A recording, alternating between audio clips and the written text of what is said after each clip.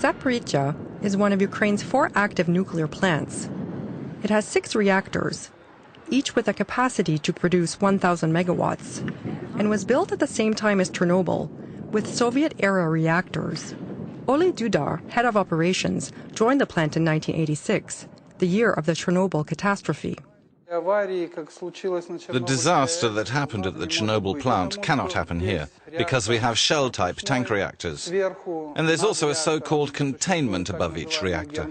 In case of emergency, this containment will not allow radioactive substances to leak, whereas Chernobyl's reactor had only some reinforced concrete slabs. It didn't prevent the release of radiation.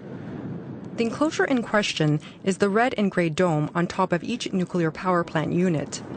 The domes can reportedly withstand an aircraft crash and a major earthquake.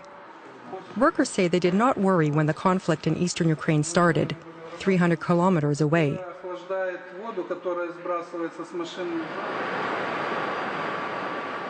In fact, the plant's management is so certain of the power unit's safety systems that it decided to extend the lifetime of 2 of them.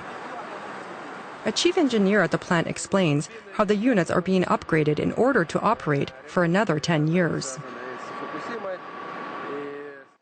It's much cheaper to upgrade and extend the lifetime of an old power unit than to build a new one.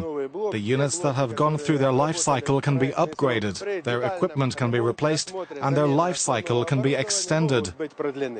The project is financially backed by the European Bank for Reconstruction and Development and by Euratom, the EU's nuclear agency.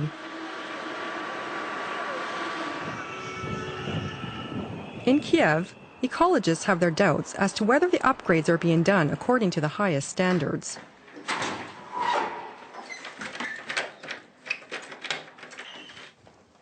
A member of the National Ecological Center of Ukraine worries whether the lifetime of an old unit can be safely extended.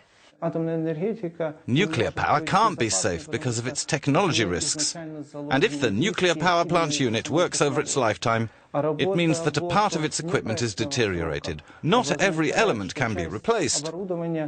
This increases the risk of an accident. He also questions the technical security of the reactor and its containment in case of military conflict. When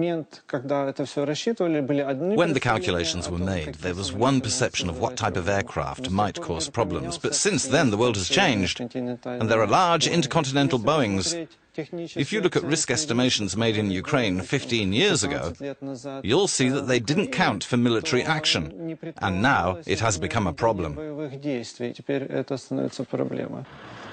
While the international community helped finance a safe confinement structure to seal reactor number 4, the legacy of Chernobyl continues to haunt Europe. And for many Ukrainians, nothing can repair the scars of the 1986 catastrophe.